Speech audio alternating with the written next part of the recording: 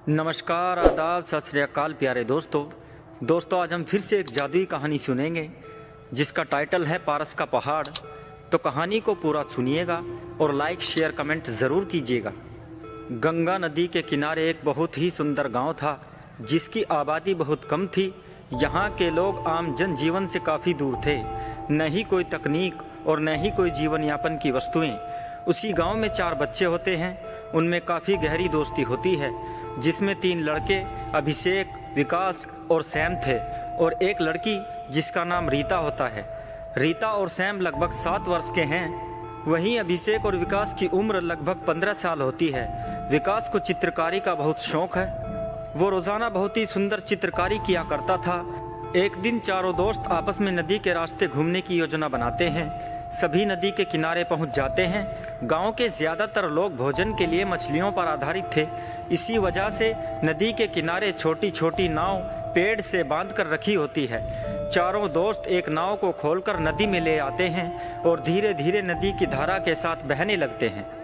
अभिषेक को बचपन से ही नशे की लत है, इसलिए वो अपने जेब में मादक चीज़ें रखता है और ये बात उसके सभी दोस्त भी जानते हैं। सभी इससे काफ़ी नाखुश भी होते हैं, इसलिए उनकी दोस्ती बहुत गहरी होती है। इसी कारण से वो कभी साथ नहीं छोड़ते। नदी के सफ़र में धीरे धीरे उनको बहुत आनंद आने लगता है। आज से पहले उन्होंने इतनी प्राकृतिक खूबसूरती कभी नहीं देखी थी। चारों काफ़ी उत्साहित रहते हैं, लेकिन अचानक नदी में पानी का बहाव तेज़ होने लगता है, जिसे देखकर सभी दोस्त घबराने लगते हैं और वो जल्द से जल्द नदी के किनारे पहुंचने का प्रयास करते हैं। लेकिन नदी की धारा बहुत तेज़ होती है, इससे वो अपनी नाव का संतुलन खो देते हैं। नाव बहुत तेज़ बहते हुए अपने आप एक वीरान जगह में झाड़ियों में फंस जाती है। चारों दोस्त धीरे से बचते हुए नदी के किनारे एक पहाड़ी इलाके में आकर बैठ जाते हैं। विकास चारों तरफ नज़र घुमाता है और अपने दोस्तों से पूछता है, हम कहाँ आ गए?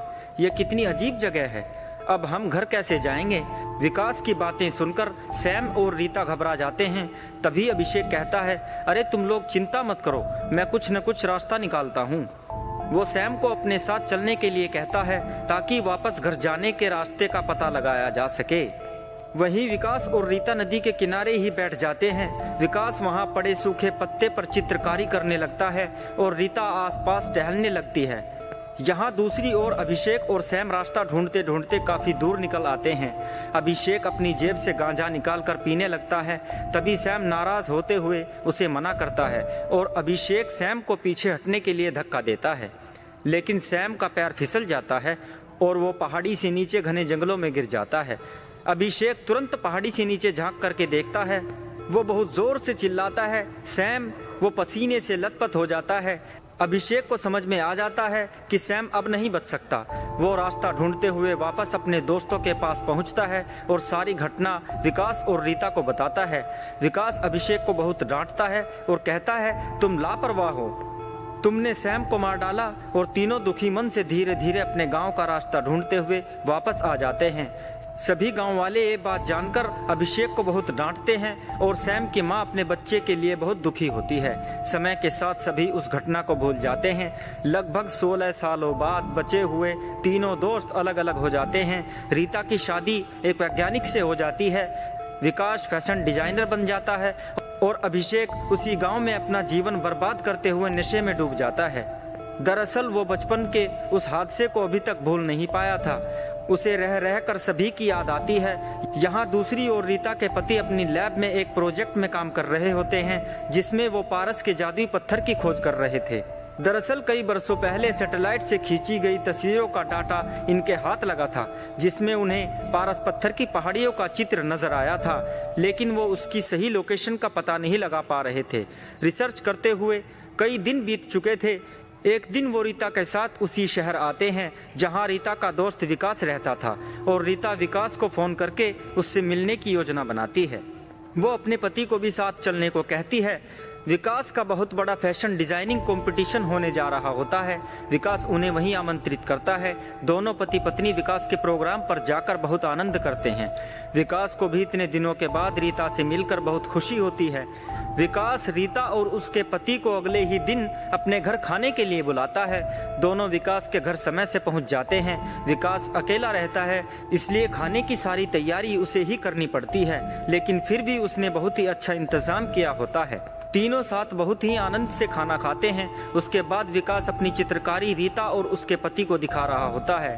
तभी रीता के पति, जो कि वैज्ञानिक हैं, उनके हाथ वही पत्ता लगता है जिसमें विकास ने कई वर्षों पहले चित्रकारी की थी। वैज्ञानिक ये देखकर सन्न रह जाता है। दरअसल उसमें वही पारस पत्थर के पहाड़ का चित्र बना होता है जिसकी रिसर्च वो वैज्ञानिक कर रहा था। वैज्ञानिक तुरंत अपने रिसर्च सेंटर फोन करके सिक्योरिटी फोर्स बुलाता है और विकास को गिरफ्तार कर लिया जाता है। दरअसल ये चित्र बहुत ही गुप्त दस्तावेजों में शामिल होता है। वैज्ञानिक को लगता है कि इतनी सीक्रेट इंफॉर्मेशन इसके पास होने का मतलब जरूर ये कोई खास आदमी है। वैज्ञानिक उसे अपने रिसर्च सेंटर ले जाकर पूछताछ करता है। तभी विकास बताता है कि मैं रीता और हमारे और दोस्त बचपन में एक जगह घूमने गए थे जहां हम फंस चुके थे। मैंने वही पहाड़ों को देखकर ये चित्र बनाया था और वहां हमने अपने एक दोस्त को भी खो दिया था। वैज्ञानिक विकास की बात को प्रमाणित करने के लिए रीता को फोन लगाता है और रीता भी सारी बात हूबहू बता देती है। अब वैज्ञानिक को विकास की बात पर पूरा यकीन हो जाता है। तभी वैज्ञानिक सरकारी आदेश लेकर एक दल का गठन करता है जिसमें वो विकास और रीता को साथ ले जाता है और उनके गांव पहुंचकर सभी अभिषेक से मिलकर बहुत खुश होते हैं और अभिषेक को भी इस दल में शामिल किया जाता है। बहुत साल होने के बाद प्राकृतिक परिवर्तन की वजह से उन्हें उस जगह पहुंचने में बहुत समस्या होती है। तभी वो पानी की बजाय जंगल के रास्ते से आगे बढ़ते हैं। उनके साथ कुछ गनमैन भी होते हैं जो उनकी सुरक्षा के लिए इनके साथ चलते हैं। जंगल के खतरनाक रास्ते से सभी लोग आगे बढ़ते रहते हैं और सभी एक जगह आराम करने के लिए बैठ जाते हैं। तभी कुछ आदिवासियों का आक्रमण हो जाता है और सभी अपनी जान बचाकर इधर उधर भागते हैं। इसी भागा दौड़ी के बीच रीता दल से अलग हो जाती है और वो भागते भागते एक सुनसान जगह पर पहुंच जाती है। तभी अचानक उसकी तरफ धारदार भाला जोर से आता है और एक कबीले वाला उस भाले को पकड़ लेता है। वो काफी बलशाली दिखाई देता है, उसके बहुत लंबे बाल होते हैं। रीता डर की वजह से अपनी आंख बंद करके बैठ जाती है। वो इंसान रीता से पूछता है, तुम लोग कौन हो और इस घने जंगल में क्यों आई हो? रीता उसे सारी बात बताती है। तभी उस कबीले वाले इंसान को अपना बचपन याद आता है। दरअसल ये वही लड़का सैम होता है जो पहाड़ी के ऊपर से गिरा था और इसकी जान कबीले के लोगों ने बचाई थी। तभी ये रीता की भाषा भी समझ पा रहा था और इसी बीच अभिषेक भी वहां आ जाता है। अभिषेक को देखकर रीता उसके गले लग जाती है और उसे बताती है कि ये हमारा बचपन का दोस्त सैम है जिसे तुमने खाई से धकेल दिया था। लेकिन सैम को पता होता है कि वो तो सिर्फ एक हादसा था और तीनों एक साथ मिलकर बहुत खुश होते हैं। तभी रीता बताती है कि विकास भी उनके साथ आया है। सैम खुशी खुशी विकास से मिलने के लिए उतावला होता है। सैम कबीले वालों के बीच रहता है, इसलिए वो अपनी भाषा में कबीले के लोगों को शांत कर देता है। सभी साथ मिलकर वैज्ञानिक के पास पहुंचते हैं और रीता अपने पति को सारी बात बता देती है। सैम यहाँ कई सालों से रह रहा होता है, इस वजह से उसे उन पारस पत्थर के पहाड़ों के बारे में जानकारी होती है। उस पहाड़ को कबीले वाले लोग अपना देव स्थान मानते हैं। वो सारी टीम को उस पहाड़ी के पास ले जाता है और वैज्ञानिक यह देखकर खुशी से उछल पड़ता है। दरअसल पारस पत्थर में एक ऐसी शक्ति होती है कि उसे किसी भी धातु से स्पर्श करने के बाद वो सोने की हो जाती है। वैज्ञानिक ने बहुत बड़ी सफलता प्राप्त कर ली थी और चारों बिछड़े हुए दोस्तों को फिर से इस घटना ने मिला दिया था। सभी अपने गाँव आकर ये बात बताते हैं। गाँव वाले ये सब जानकर बहुत खुश होते हैं। वैज्ञानिक को भी उसकी इस खोज के लिए सरकार से बहुत बड़ा पुरस्कार दिया जाता है और उस पहाड़ को सिक्योरिटी के साथ संरक्षण दिया जाता है और इस जादुई पत्थर की कहानी का अंत हो जाता है। तो प्यारे दोस्तों, मैं आप लोगों से उम्मीद करना चाहूँगा कि ये कहानी आप लोगों को बहुत पसंद आई होगी।